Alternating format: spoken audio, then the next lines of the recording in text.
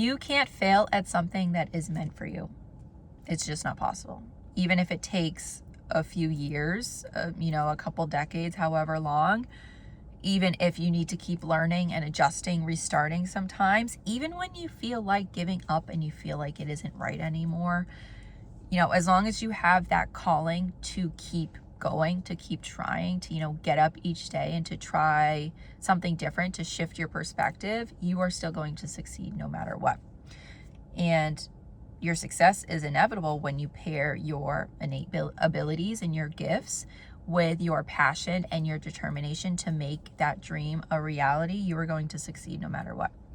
And also, when I say succeed, I don't really mean, it's not really all financial and monetary. You can succeed by learning a lesson, taking the everything that you've learned from that and the information from that to do something differently in the future. And to also not allow those setbacks to keep you back. That is success. That is, it's successful when you keep going and you keep trying every single day. Again, you might have to tweak something, shift a perspective in some way, but success is when you are not letting keep yourself back, basically. But yeah, for today's video, I am Julia, if you are new.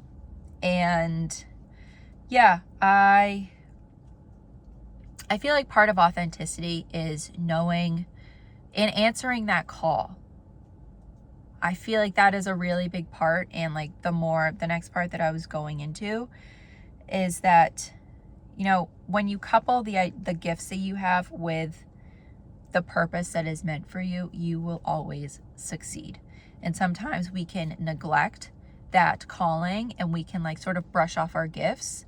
But as long as you are following that, you are going to succeed. Sometimes when you stray away from that, again, it could even take years for you to realize your gifts and to really take them seriously. But as long as you are still, moving along with your purpose, you are going to succeed no matter what. And there might even be times when you ignore your calling because you feel like, you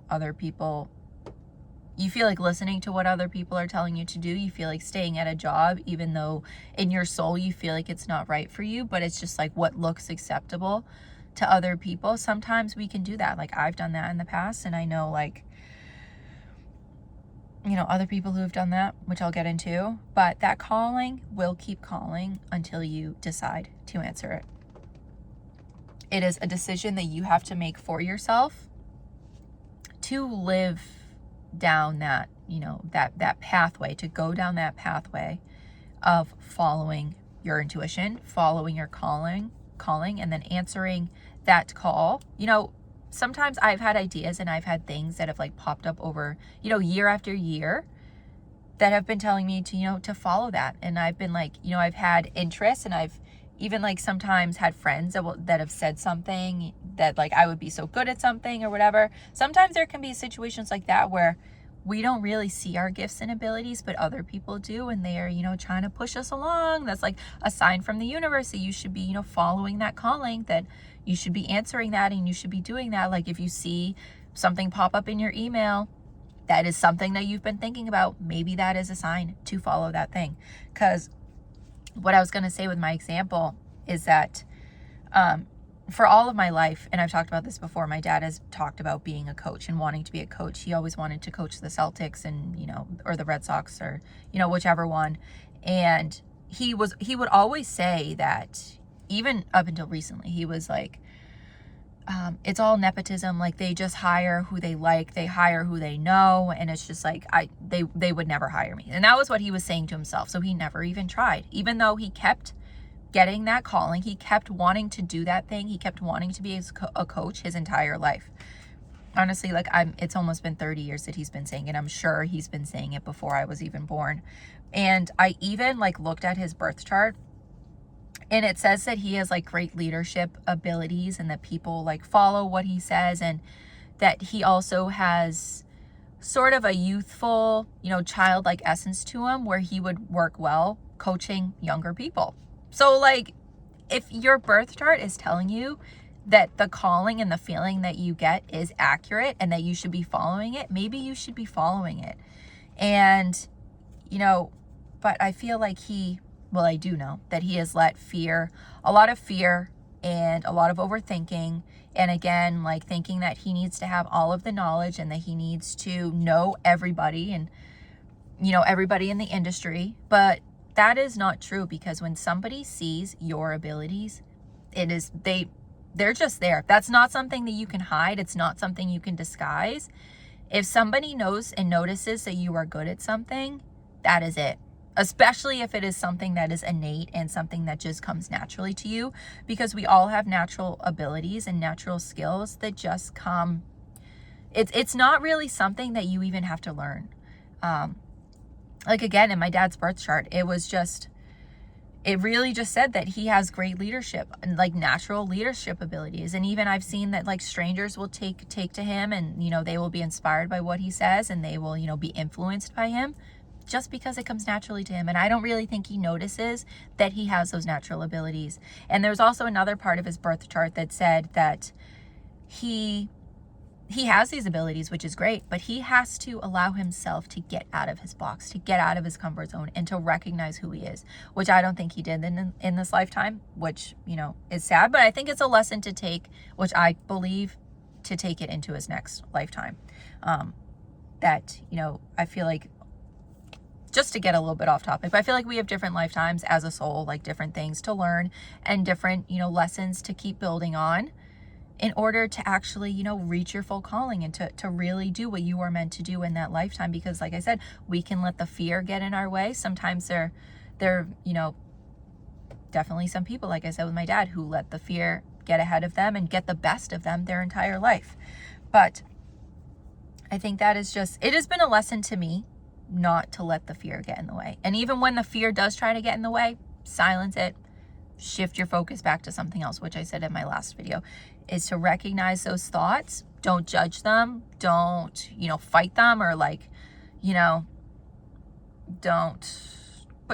just acknowledge them, focus your attention onto, whatever task you're doing, and to really take the power away from that fear. Because again, we can really, if we really, really wanted to, we could let the fear dictate our decisions our entire life. And to me, I just feel like that is just a waste of time, especially when you know that you have a calling that just keeps calling to you decade after decade. Like, you got to step out of your comfort zone. You've got to let yourself be seen, even though it can be scary. Like, having all eyes on you can be scary. But when you are doing something that is just natural to you, all people are going to see is how, just right you are, how fit you are for that position. No matter what it is. Again, if it's a coach, if it is a teacher, if you are, just an internet personality, if you're a talk show host, people could just look at you and be like, wow, you know what? They're just made for that role. Because that is just something that comes naturally to you. Like, if you really care about people and, like Kelly Clarkson, I feel like Kelly Clarkson just reminds me, like, she is just so good at like talking to people and just like being in that role that she's in as, having her talk show. I think she's just really great at it. So it's like, it could be something like that where you can just see that this person is so good for what they're doing, and they're just like perfectly in that role because they're listening to their calling. Even though, again with the Kelly Clarkson example, because when she started off as, obviously a singer on American Idol, and, it's been all of these decades later, and now she is doing something that responds to and relates to another one of her abilities.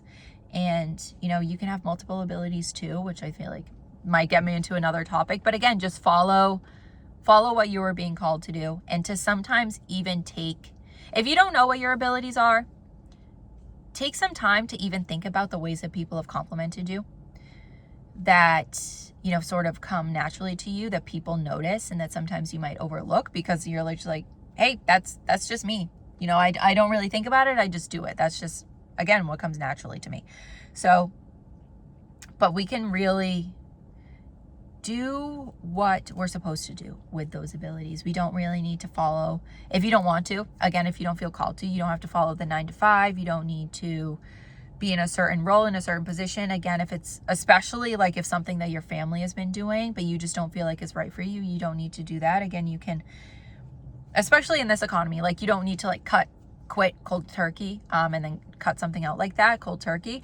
But you can take the time to hone in on your abilities and to really get to know yourself better. Even take 10, 15 minutes a day to really get to know yourself and to figure out your skills and abilities, and to recognize the things that you're natural at, to really just, answer that call. Answer that call, because it's going to keep calling until you answer it. It might not be in this lifetime. It might be in another lifetime. But in this lifetime that you're in, even if we don't know if there's other lifetimes, even if this is just the one, say this is just the one, you can answer that call at any time. Doesn't matter how old you are. You can start living in that lifestyle that you feel called to. Because if you're unhappy right now, why would you want to keep being unhappy? It can be scary getting over that bridge and, getting over that fear, but it is going to be so much more rewarding when you do. So let yourself be seen. Let your innate abilities shine. And what is my last part here? Let your soul be truly happy, because that is, all we can do at the end of the day, each of us individually, authentically, is to listen to what your soul is calling you to do. So that is it for today. I will have another message on Friday about a similar thing, but it's a little bit of a different aspect. Like I said, I made a video with all of these messages from this week, and I think it was a lot, and I feel like all the messages got lost. So I'm kind of going back and thinking about how I can redo some other videos and some other messages to be a little bit more clearer. So if this helped you, let me know. Like and subscribe if you feel called. If this was your first time seeing me, welcome. And I hope I see you next time. Bye for now.